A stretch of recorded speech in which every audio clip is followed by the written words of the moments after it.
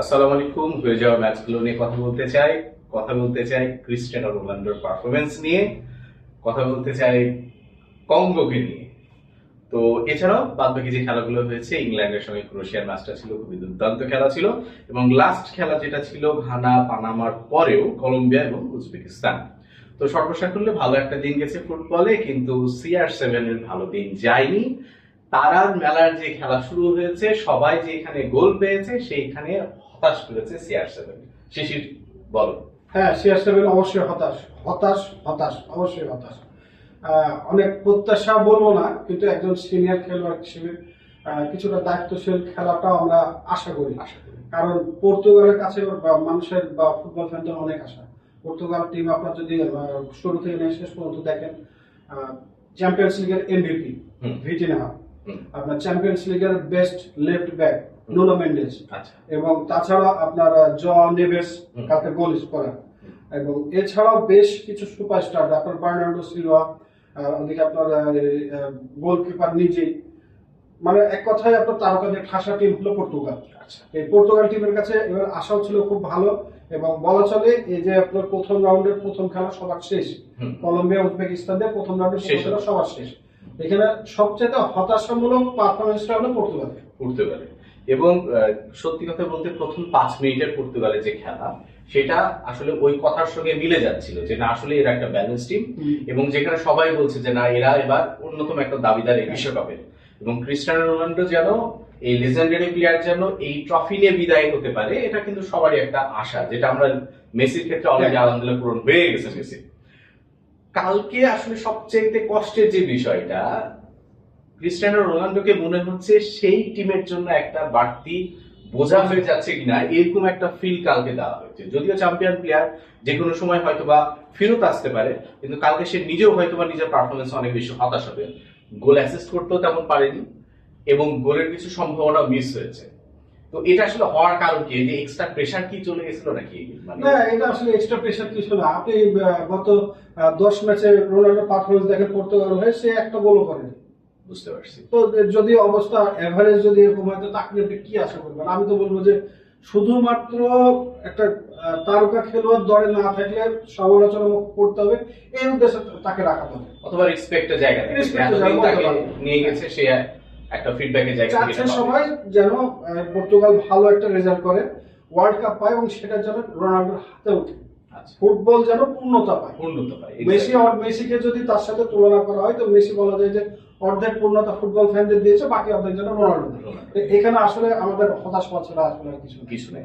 অপর প্রান্তে কঙ্গোর কাছে কি এক্সপেকটেশনটা ছিল? আমার তো মনে হয় কঙ্গো দুর্দান্ত খেলেছে। হ্যাঁ, কঙ্গো অবশ্যই দুর্দান্ত খেলেছে। সেখানে অনেকেই ধারণা করেছিল যে খেলাটা কিছুটা আপনার ওই জার্মানি পুরস্কার মতন হয়ে যাবে, তবে বলা যায় যে এখানে কঙ্গো খুব ভালো ফাইট দিয়েছে, এবং আশাতীত এটা আশাতীত না। অবশ্যই এরপরে যে ম্যাচটা ছিল সেটা হচ্ছে ইংল্যান্ড এবং ক্রোয়েশিয়া।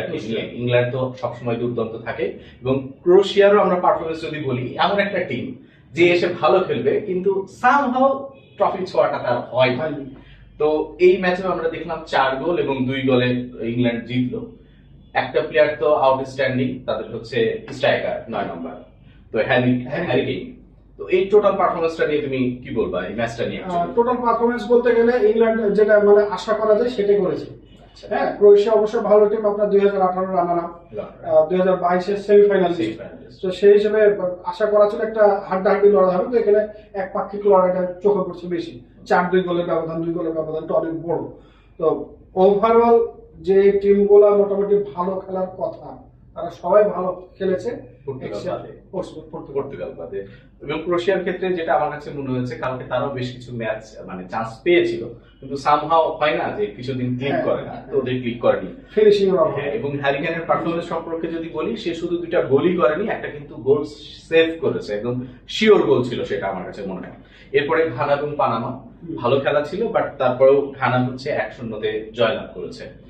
আমার কাছে মনে হয় এটাও খুব বেশি এক্সপেক্টেড ছিল না, সম টাইপের খেলা, প্রায় সমান। তবে আপনার ঘানার পক্ষে লাখ ফেভার করেছে 90+5। এই লাস্ট মোমেন্টে যে গোল স্কোর করেছে তারা, এবং ম্যাচ 3 পয়েন্ট নিয়েছে। এবং আফ্রিকার এই দেশগুলোর সবচেয়ে বড় যেটা শক্তি, সেটা হচ্ছে ফুটবলের প্রতি প্যাশন। আমরা সেনেগাল থেকে যদি শুরু করি, এই ঘানার কথা যদি আজকে বলি, এদের যে প্যাশনটা আছে ফুটবলের উপর, কঙ্গোর কথা যদি বলি, ফুটবলের প্রতি যে প্যাশন আছে এটা তাদেরকে আউটস্ট্যান্ডিং বানায়। সাউথ আফ্রিকা ইটসেলফ, হ্যাঁ সাউথ আফ্রিকা ইটসেলফ। এরপরে কলম্বিয়া এবং উজবেকিস্তান। তো কলম্বিয়া 3 গোলে জিতেছে উজবেকিস্তানের বিরুদ্ধে। আমার কাছে মনে হয় এটাও একটা আশা ছিল যে কলম্বিয়া ভালো পারফরমেন্স করবে।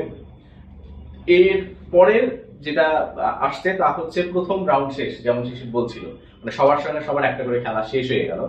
খেলা শেষে যে অ্যানালাইসিসটা, সেই অ্যানালাইসিসের মাধ্যমে আমরা এখন যেটা পাচ্ছি যে কারা কারা প্রেসারে থাকবে শিশির, তাহলে সুপারস্টার টিমগুলো যদি বলি। সুপারস্টার টিম সবচেয়ে বেশি প্রেসারে থাকবে পর্তুগাল, অবশ্যই ব্রাজিল, ব্রাজিলের পরে দেখেন স্পেন, এর মোটামুটি যারা জিততে ব্যর্থ হয়েছে এবং বলা চলে খুব কষ্টে নিজেদের হার মানে না হেরে যে বের হয়ে আসা। সেকেন্ড ম্যাচ থেকে এই দলগুলো সবচেয়ে বেশি প্রেসার। তাছাড়া যারা 3 পয়েন্ট নিয়ে এসছে তারা অনেক ইজিলি খেলতে পারবে। আমার কাছেও তাই মনে হয় যে আসলে অ্যাজ এ ব্রাজিল ফ্যান হিসেবে আমি বলবো, আমি নিজেও একটু প্রেসারে আছি। হাইতির সঙ্গে ব্রাজিলের খেলাটা হয়তো বা একটা খুব টান খেলা হবে একদিন পরে। যারা ওয়েট করছেন ব্রাজিলের খেলার জন্য, আজকে রাত্রে থেকে শুরু হয়ে কালকে পর্যন্ত যে খেলা হবে, তারপরের যে দিনের খেলা 20 তারিখ থেকে শুরু হয়ে যাবে হচ্ছে ব্রাজিলের খেলা, ব্রাজিল এবং হাইতির ম্যাচ। আচ্ছা, আজকের দিনে যে খেলাগুলো শুরু হবে রাত 10টা থেকে, সেই 10টার খেলাগুলো সম্পর্কে কার কার সঙ্গে খেলা আছে সেটা বলার আগে ছোট্ট করে একটি ইনফরমেশন দিতে চাই। সেটা হচ্ছে জিভো, বাংলাদেশের অন্যতম একটা প্রিমিয়াম ইলেকট্রিক বাইক, তারা একটা ক্যাম্পেইন চালাচ্ছে, সেটা হচ্ছে উইন অ্যান্ড রাইড। এই ক্যাম্পেইনে আপনি ওদের পেজে যে, এর লিঙ্কটা আমরা হচ্ছে আমাদের ফার্স্ট কমেন্টে দিয়ে দিব, পেজে যে আপনি আপনার ইনফরমেশন শেয়ার করবেন, এইটা যে কে জিতবে, আপনার প্রিডিকশনটা কি, ওইখানে নিয়ম কানুন সব বিস্তারিত দেওয়া আছে এবং আপনি পেয়ে যেতে পারেন সেই একটা কি বলা যায় উইন করে একটা বাইক পেয়ে যেতে পারেন, যেহেতু প্রিমিয়াম বাইক। তো সবাই পেজে যাবেন এবং নিজের ওপিনিয়নটা শেয়ার করবেন। আচ্ছা, এবার চলে আসি আজকের যে খেলাগুলো হবে রাত 10টা থেকে। সেটা হচ্ছে চেকিয়া বা সাউথ আফ্রিকা, এর পরে সুইজারল্যান্ড বসনিয়া, কানাডা কাতার, আর মেক্সিকো কোরিয়া। তো এই খেলাগুলো নিয়ে তোমার প্রেডিকশন বা তোমার কি আশা, তোমার এক্সপেকটেশন বা সবকিছু মিলে? এখানে আপনার সাউথ আফ্রিকা, চেক রিপাবলিক, যাকে আমরা চিনতাম আর কি, এখন চেজিয়া বলে। তো এখানে ইউরোপের টিম হিসেবে চেজিয়ার উপর বেশ একটা প্রেসার থাকবে।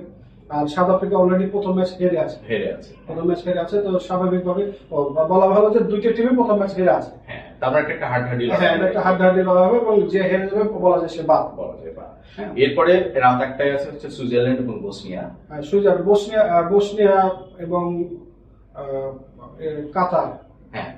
কাতারও আছে, এর পরের ম্যাচ আছে কাতার, কানাডা এবং কাতার। কাতারও তো হেরে আছে। হ্যাঁ, তো সেই ক্ষেত্রে স্বাভাবিকভাবে সুইজারল্যান্ড জিতে আছে এবং বসনিয়া হেরে আছে। তো এটা ভালো হলো, মানে দ্বিতীয় রাউন্ড থেকে এখন যে ম্যাচগুলো হবে সেগুলো হবে নিজের অস্তিত্বের লড়াই। এক্স্যাক্টলি তাই, কারণ দ্বিতীয় ম্যাচ যদি যারা হেরে আছে তারা যদি আবার হারে, তাহলে তারা হচ্ছে আসলে রীতিমতো ডিসকোয়ালিফাই হয়ে যাবে। এবং লাস্ট খেলা আছে মেক্সিকো এবং কোরিয়া। আমরা জানি মেক্সিকো জয়লাভ করে আছে, কোরিয়াও জিতে আছে, নিজের দেশে মেক্সিকো জিতেছে। সেকেন্ড রাউন্ড কনফার্ম হবে আর কি, ওনাদের কনফার্ম হবে। তো সর্বসাকল্যে যে 4টা খেলা আছে, সেই 4টা খেলাও খুব আকর্ষণীয় হতে আছে। আর ফুটবলে আসলে প্রত্যেকটা ম্যাচই খুবই অ্যাট্রাকটিভ হয়, আমরা জানি। তো খেলা দেখবেন, নিজের ওপিনিয়ন শেয়ার করবেন। তো সবাই ভালো থাকবেন, সুস্থ থাকবেন। আসসালামু আলাইকুম।